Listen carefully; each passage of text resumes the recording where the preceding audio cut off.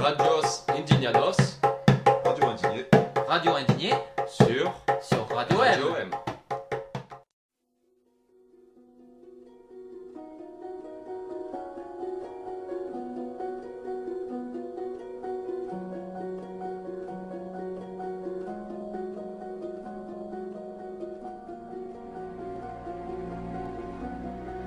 Mai 2011.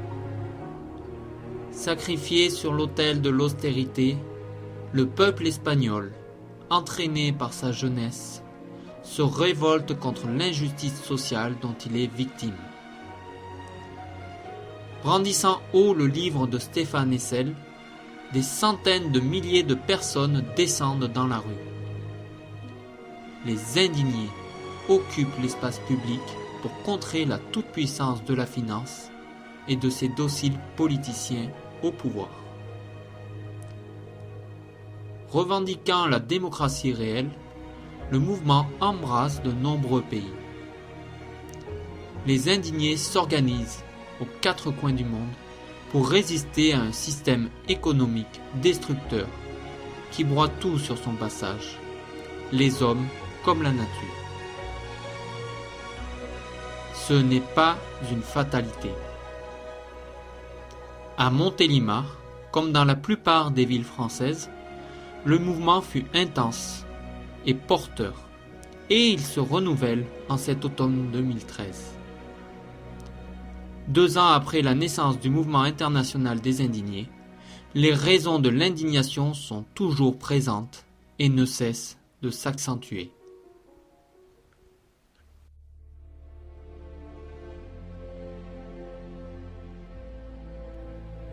En 2012, la grand-messe électorale a vu l'avènement du Parti socialiste au pouvoir. Cette arrivée a fait faiblir le mouvement des indignés en France, malgré les analyses que nous faisions sur le sujet après les élections législatives de juin.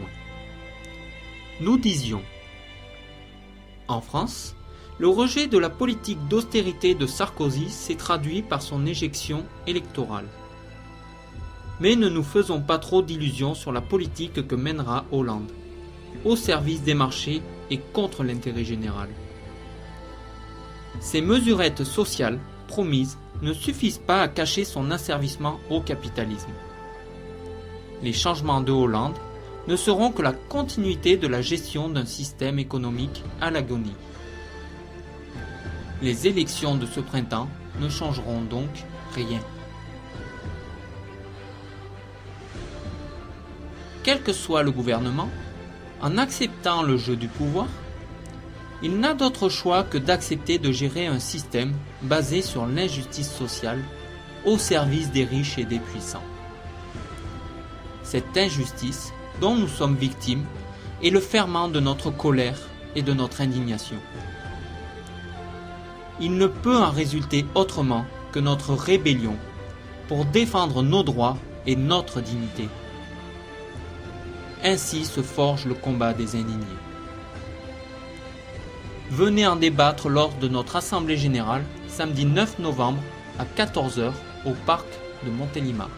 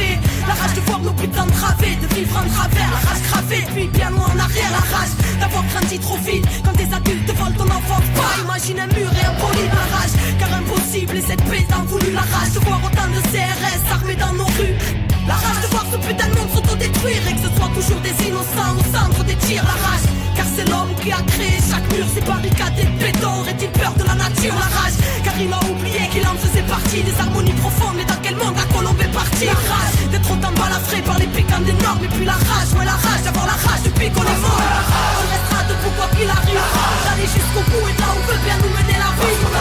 On pourra plus se taire ni s'asseoir, dorénavant on se tiendra prêt parce que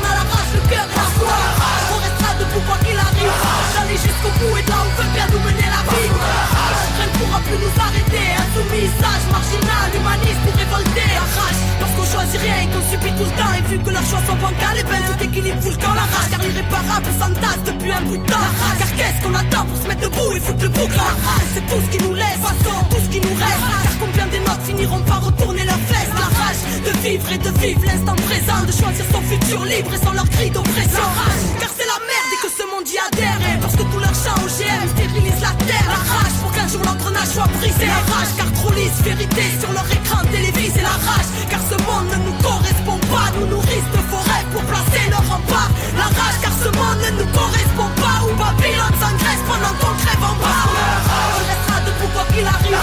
D'aller jusqu'au bout et là où veut bien nous mener la vie. On pourra plus se taire ni s'asseoir. Dorénavant on tiendra prêt parce qu'on a la rage, le cœur et la foi. On restera debout quoi qu'il arrive. D'aller jusqu'au bout et là où veut bien nous mener la vie. Rien ne pourra plus nous arrêter. Insoumis, sage, marginal, humaniste ou révolté. La rage d'y croire et de faire en sorte que ça bouge. D'un Chirac, d'un Sharon, d'un Tony Blair ou d'un Bush. La rage car ce monde voit rouge, mais de grisailles s'entourer. Parce qu'ils n'entendent jamais les cris lorsque le sang coule. La rage car c'est le pire que nous frôlons. La rage car l'Occident n'a toujours pas ôté sa tenue de colon. La rage car le mal tape sans cesse trop. Et que ne sont plus mis au bout du jour tant de grands savoirs ancestraux.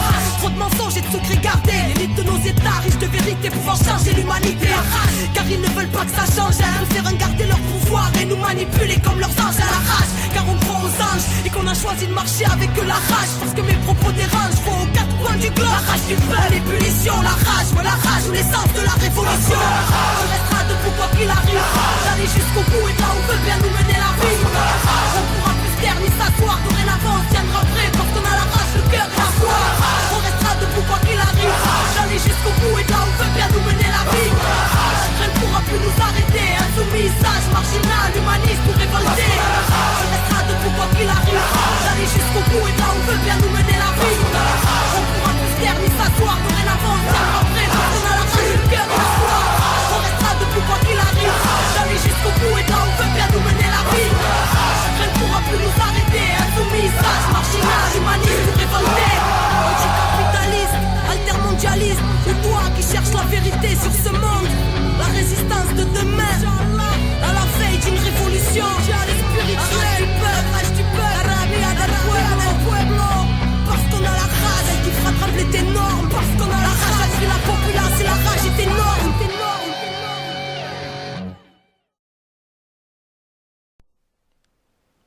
2013, alors que les inégalités sont plus que jamais présentes, la richesse mondiale a atteint un nouveau record. Avec 241 000 milliards de dollars et une croissance de 4,9% depuis 2012, elle a atteint un record astronomique et plus révoltant encore, une hausse de 68% ces 10 dernières années. Évidemment, le paradoxe est grand quand on sait que la misère est omniprésente à travers le globe. Un chiffre vertigineux explique cette situation. 1% de la population terrestre détient 46% du patrimoine mondial. Le constat, c'est la résignation et toujours trop peu d'indignation face à un système créant et entretenant de telles inégalités et asservissant l'humanité.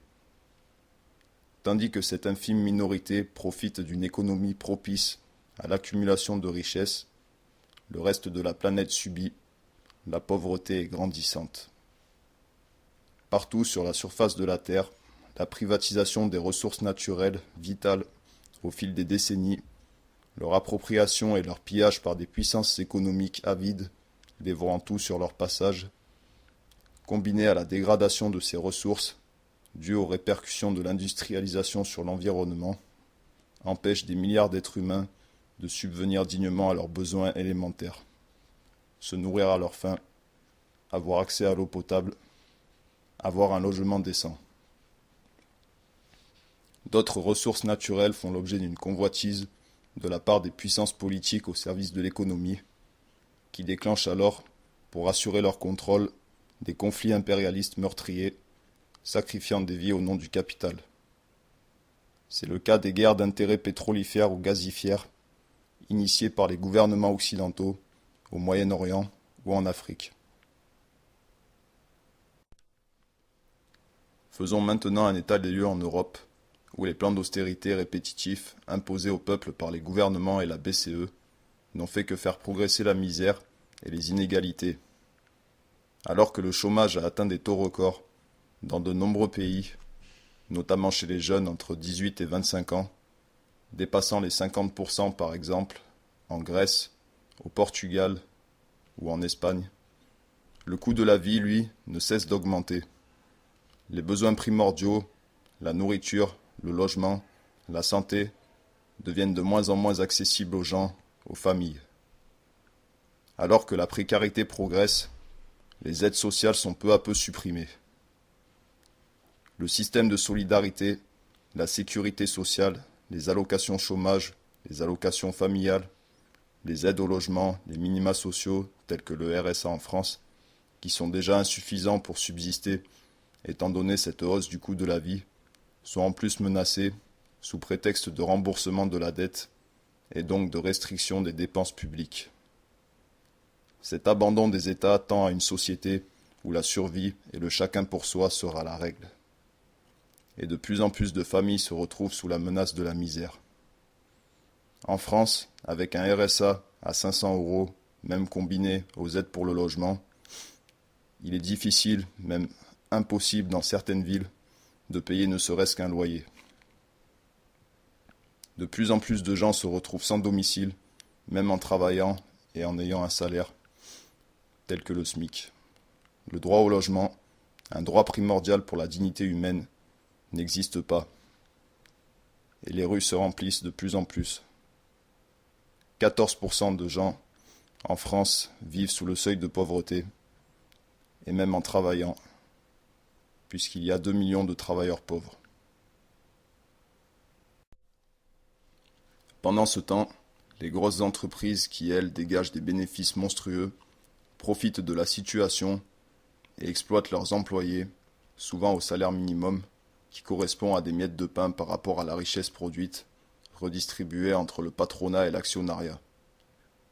Ces firmes accroissent la précarité en abusant de contrats temporaires, CDD ou intérim, le plus souvent à la semaine, ce qui leur permet de se débarrasser de leurs travailleurs comme bon leur semble, travailleurs déshumanisés et réduits au rang de machines, d'outils de production, utilisés et jetés quand les grosses entreprises n'en ont plus besoin.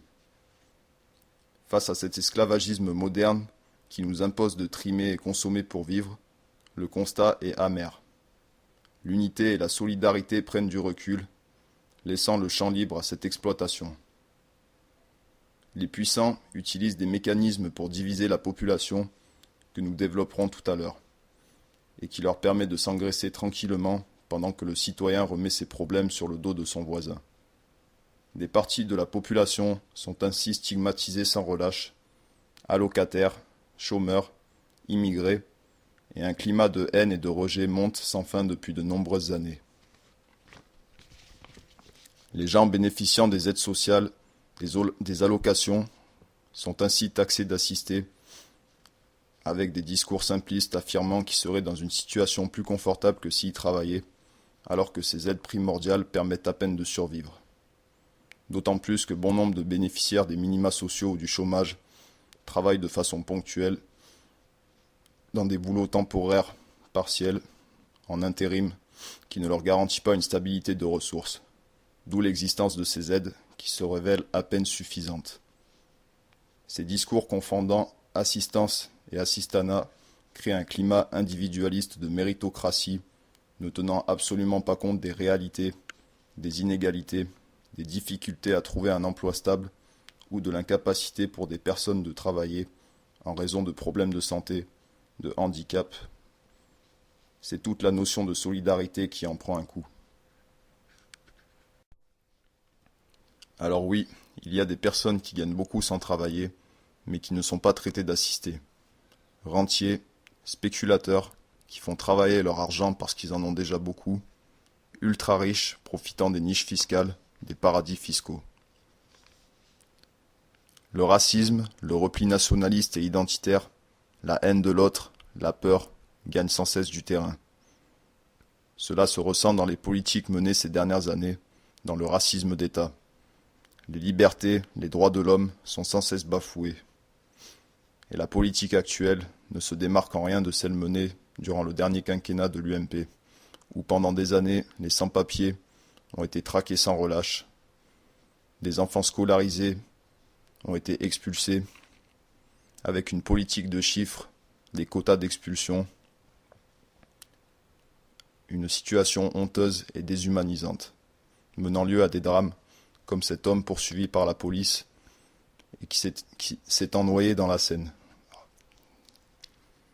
Aujourd'hui, rien n'a changé.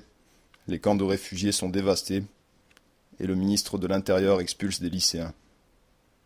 La stigmatisation de parties de la population, selon les origines ou les communautés religieuses, en dépit de la liberté de culte, bat son plein. La ségrégation, qu'elle soit géographique, dans les zones urbaines ou rurales, ou qu'elle cible des gens selon des critères discriminants, est omniprésente et accentue la misère et les problèmes sociaux. La seule réponse apportée à l'État est la répression et ce qui en découle. Brutalité policière, passage à tabac, bavure, fichage des citoyens, utilisation d'outils technologiques, de caméras, pour contrôler la population et réprimer l'expression. À Montélimar, 48 caméras de surveillance ont été installées depuis l'année dernière. L'État, faisant son fonds de commerce de la délinquance, s'attaque aux conséquences au lieu de s'en prendre aux causes. Avec une justice à deux vitesses qui expédie des individus dans un système carcéral anéantissant. Les politiques font en sorte de maintenir l'injustice sociale, perpétuant ainsi la ségrégation et la répression, en défavorisant ce qui est public et profite à la population, tout ce qui favorise le vivre ensemble. Les zones ghetto, elles, sont maintenues dans l'isolement, l'enclavement. Les transports en commun, centres sociaux, les infrastructures sportives, associatives, culturelles, qui devraient être accessibles à tous, sont laissés pour compte au profit de projets coûteux, servant les intérêts économiques des puissants. Comme à Montélimar, avec le réaménagement de la caserne Saint-Martin, le palais des congrès, la nouvelle zone commerciale du Nord qui condamnera le centre-ville, des projets ayant coûté des dizaines de millions d'euros. Localement ou internationalement, le pouvoir politique sert l'économie. Indignez-vous, rejoignez-nous samedi 9 novembre à 14h au parc de Montélimar. C'est du racisme, y'en a marre. Raciste d'État, y'en a marre. Les lois racistes, y'en a marre. Les lois fascistes, y'en a marre. Pouvoir raciste, y'en a marre. Pouvoir fasciste, y'en a marre. De Sarkozy, y'en a marre. De Hortefeux, y'en a marre. Dali Marie, y'en a marre. Bernard Kouchner, y'en a marre. De la droite, y'en a marre. Et y'en a marre, y'en a marre. Et y'en a marre, y'en a marre. Hey basta, parce que là ça fait BZF. Pour nous c'est la disette et dans leur poche tous les bénéfices. Hey basta, parce que là ça fait BZF. La révolte a sonné, fais gaffe à toi petit chef. Hey basta, parce que là ça fait BZF. Pour nous c'est la disette et dans leur poche tous les bénéfices. Hey basta, parce que là ça fait BZF. La révolte a sonné, fais gaffe à toi petit chef. Là ça fait BZF, les crachats, les mollards. Se faire insulter, dirigé par les gros lards. Ils ont le pouvoir, y'a de quoi péter un boulard. Tiens-moi le crachoir, que je leur salisse un peu le costard. Le BZF, la facture pour les smicards. Les conditions de vie pour les vieillards et les dollars. Les trimards, les foulards, les balochards et les trous noirs. Ça m'a la République, ils nous ont eu les salopards. Le BZF, leur salaire ostentatoire, leurs privilèges et leurs profits de charognards. Le BZF, démocratie c'est du bobard. L'espace leur appartient, l'isoloir est illusoire. Le BZF, je peux pas schémar dans le canular. Tous les 5 piges, ils nous refont le même traquenard. J'ai rien comment t'as fait pour croire à leurs histoires. Mais là il est temps de mobiliser pour faire sauter quelques mâchoires. Hey basta, parce que là ça fait BZF. Pour nous c'est la disette et dans leur poche tous les bénéfices. Hey basta, parce que là ça fait BZF. La révolte a sonné, fais gaffe à toi petit chef. Hey basta, parce que là ça fait BZF. Pour nous c'est la disette et dans leur poche tous les bénéfices. Hey basta, parce que là ça fait BZF. La révolte a sonné, fais gaffe à toi petit chef. BZF علينا قعدنا القرينا قعدنا السم على حزب فرنسا كنا ورانا ينتبعوا في جهلنا يقولوا علينا باللي رانا راسا. Gaffe à toi petit chef, on marche plus dans la combine. Parole de prolétaire, ça va chauffer pour ta trombine. On a sorti la guillotine pour toi et ta copine. Du bourgeois au petit-déj, on s'en lèche les babines. Torture dans la bassine, vente d'état moudjahidine. Vengeance pour les nôtres, que t'as flic et assassine. Tu vas morfler comme les pauvres, c'est ce dans tes usines. Comme nos parents, c'est qu'ils ont tout laissé au fond de la mine. Le BZF, toute la rage qui nous nous anime, souffrance et douleur qui nous surinent et nous abîment, irascible. Quand ta clique nous piétine, fais gaffe à toi, petit chef, et crois pas qu'on te baratine. Hey, basta, parce que là ça fait BZF. Pour nous c'est la disette et dans leur poche tous les bénéfices. Hey, basta, parce que là ça fait BZF. La révolte a sonné, fais gaffe à toi, petit chef. Hey, basta, parce que là ça fait BZF. Pour nous c'est la disette et dans leur poche tous les bénéfices. Hey, basta, parce que là ça fait BZF. La révolte a sonné, fais gaffe à toi, petit chef. Présent quand la masse est en marche silencieuse, quand elle hurle en cachette, moribonde et pleurnicheuse, quand elle chuchote la colère comme un tabou, comme un secret, quand elle abdique cadavérique, quand la révolte est prohibée. L'autocensure aliène comme la pire des prisons. Les murs invisibles sont plus solides que le béton. Ils enchaînent, ils enferment dans le silence, ils emprisonnent. Et graves sont les conséquences, les proles se le pénisent, les forces se divisent, le contrôle social isole et paralyse. On segmente, compartimente, on priorise, les luttes s'autonomisent et plus personne pour les valises. Le PCF, nos rêves, nos utopies, nos idéaux, nos espérances, nos projets de vie sabotés par une réalité impitoyable, bousillés par l'urgence arbitraire et insatiable. Hey, basta, parce que là ça fait BZF. Pour nous c'est la disette et dans leur poche tous les bénéfices. Hey, basta, parce que là ça fait BZF. La révolte a sonné, fais gaffe à toi, petit chef. Hey, basta, parce que là ça fait BZF. Pour nous c'est la disette et dans leur poche tous les bénéfices. Hey, basta, parce que là ça fait BZF. La révolte a sonné, fais gaffe à toi, petit chef. Hey, basta, parce que là ça fait BZF. Pour nous c'est la disette et dans leur poche tous les bénéfices. Hey, basta, parce que là ça fait BZF. La révolte a sonné, fais gaffe à toi, petit chef. Hey, basta, parce que là ça fait BZF. Pour nous c'est la disette et dans leur poche tous les bénéfices. Hey, basta, parce que là ça fait BZF. La révolte a sonné, fais gaffe à toi, petit chef. Là y'en a marre. La contestation internationale du mouvement des indignés s'étend aussi à la suprématie des entreprises boursières et leurs alliés, les banques, au reste de l'économie. Ainsi, nous n'acceptons pas que les multinationales favorisent la précarité de l'emploi. En imposant la disparition progressive du CDI, remplacé par des contrats précaires, tels que les mi-temps et autres intérims, on le voit bien, par exemple à Montélimar, où ce type de contrat se généralise à Amazon, McDonald's ou encore Lafarge. La précarité de l'emploi, qui génère bien souvent des conditions de vie indécentes pour les familles, est un boulet accroché à la jambe de plus d'un jeune sur 4 en France qui ne peut aspirer à une ascension professionnelle ou même à une indépendance financière vis-à-vis de son entourage. Nous n'acceptons pas que les multinationales opèrent une dérégulation sur les marchés des biens et services. Grâce à leur capacité financière, les grandes entreprises peuvent réaliser des économies d'échelle et ainsi imposer les prix qu'elles veulent sur le marché. Prix que subissent beaucoup de petites entreprises qui ne peuvent pas s'aligner et être compétitives. Elles ne peuvent pas non plus être compétitives car en matière fiscale, la loi, une fois de plus, leur est défavorable au profit des multinationales. Ainsi, le taux d'imposition des bénéfices des PME est de 25 à 30%, contre 8 à 13% seulement pour les entreprises de plus de 2000 salariés. Montélimar illustre encore une fois bien ce phénomène avec l'étouffement des petits commerçants du centre-ville qui subissent de plein fouet le développement des grandes zones commerciales périurbaines. Les indignés n'acceptent pas la vision du court terme que ces grandes entreprises emploient dans la production, à savoir la recherche immédiate d'un profit toujours plus gros et sans se soucier de l'impact qu'ont ces productions sur l'environnement et sur les conditions sociales des travailleurs.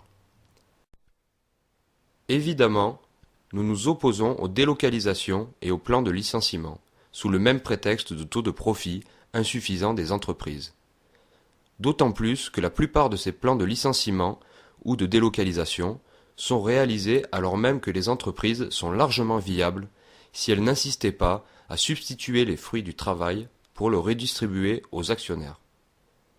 Depuis 30 ans, 200 milliards d'euros par an de la richesse passent chaque année des revenus du travail vers les poches des actionnaires.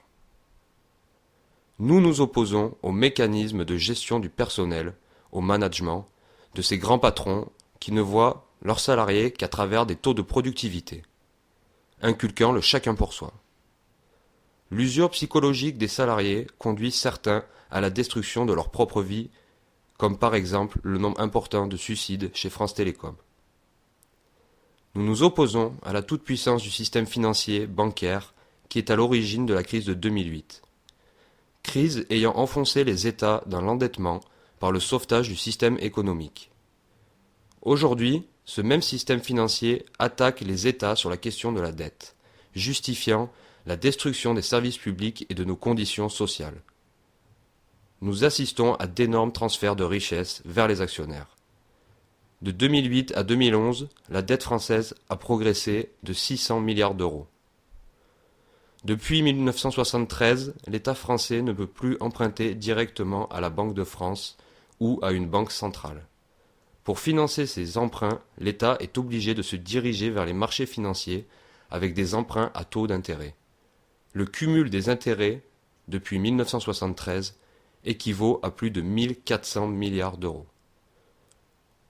Bien évidemment, nous nous opposons à la privatisation grandissante dans des domaines tels que l'énergie, l'accès à l'eau, la reproduction de semences. Pour englober, nous pouvons dire que nous nous opposons à la privatisation des services publics en général. La privatisation n'incite qu'à la dérégulation des économies et ne fait que creuser les inégalités. Pourtant, les citoyens sur les territoires pourraient directement s'organiser pour produire et répondre aux besoins des populations sans besoin d'actionnaires ni de grands patrons voyous. Venez en débattre lors de notre assemblée populaire au parc de Montélimar le samedi 9 novembre à 14h.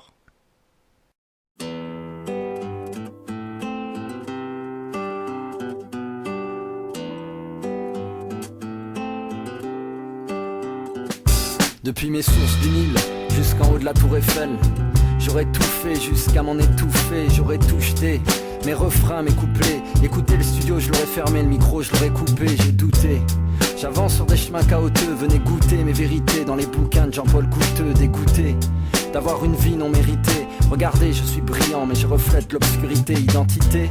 De porcelaine, j'ai fait ce morceau-là pour assembler le puzzle d'un humain morcelé. Jamais à ma place, les frontières j'efface et m'effraie comme Damas mon sentiment de race blanc et noir. Quand le sang dans mes veines se détraque, je suis debout au confluent du fleuve et du lac. Mon métissage, c'est pas l'avenir de l'humanité. Mon métissage, c'est de la boue en vérité. Quand deux fleuves se rencontrent, ils n'en forment plus qu'un. Et par fusion, nos cultures deviennent indistinctes. Elles s'imbriquent et s'enclassent pour ne former qu'un bloc d'humanité. Debout sur un socle, quand deux fleuves se rencontrent, ils n'en forment plus qu'un. Et par fusion, nos cultures deviennent indistinctes. Elles s'imbriquent et s'enclassent pour ne former qu'un bloc d'humanité. Un beau bordel chromosomique, demande à Benetton, mais laisse béton, nos rabots se mélanger, on restera des cons. La race humaine un clébard, marquant son territoire, gueulant l'appartenance à son département, ni blanc ni noir. J'étais en recherche chromatique, mais le métis n'a pas sa place dans un monde dichotomique, donc c'est dit, c'est dit. Je suis noir dans ce pays, c'est pas moi qui l'ai voulu, je l'ai vu dans le regard d'autrui, c'est comme ça. Laisse-les chanter nos mélanges de couleurs, laisse-les parler de diversité, de France, black, blanc, beurre, on serait tous métis. Le reste c'est de la bêtise, voilà que j'ironise sur ce que les artisans de la paix disent. J'ai pas de frontières, j'ai pas de race, je suis chez moi partout sans être jamais à ma vraie place. Mon seul pays c'est moi, mon seul amour c'est toi. Toi l'autre différent mais au fond si proche de moi. Quand deux fleuves se rencontrent, ils n'en forment plus qu'un. Et par fusion nos cultures deviennent indistinctes. Elles s'imbriquent et s'entassent pour ne former qu'un bloc d'humanité. Debout sur un socle, quand deux fleuves se rencontrent, ils n'en forment plus qu'un. Et par fusion nos cultures deviennent indistinctes. Elles s'imbriquent et s'entassent pour ne former qu'un bloc d'humanité. Métissé, prisé ou méprisé, j'ai dû m'adapter. Ballotté entre deux cultures, ça commence à dater. Adolescent complexé, toujours en quête d'identité. Y'avait le blanc, y'avait le noir, j'étais celui qui hésitait. J'évitais de choisir à l'âge où l'on veut faire partie. Endossant la faute de tous les camps, je devenais martyr. On m'a dit 50-50, mais j'y ai pas trouvé mon compte. Car le glacier fusionne à l'océan, à la saison des fontes. Je soupire, ça transpire, la connerie, ça s'empire. Quand on m'appelle le sang mêlé, sous-entendu issu de sang pur. Je vois bien ces questions ne nous mènent à rien. L'humanité est colorée, donc soyons daltoniens. Je vous parle d'amour, moi. Vu qu'il expire dans un mouroir, je suis mulâtre et veine albâtre, voulant abattre le miroir. Et comme l'Afrique est en instance de sang entre ciel et terre, et que j'ai le cul entre deux chaises, chaise, j'ai décidé de m'asseoir par terre. Quand deux fleuves se rencontrent, ils n'en forment plus qu'un. Et par fusion, nos cultures deviennent indistinctes. Elles s'imbriquent et s'encastrent pour ne former qu'un bloc d'humanité debout sur un socle. Quand deux fleuves se rencontrent, ils n'en forment plus qu'un. Et par fusion, nos cultures deviennent indistinctes. Elles s'imbriquent et s'encastrent pour ne former qu'un bloc d'humanité.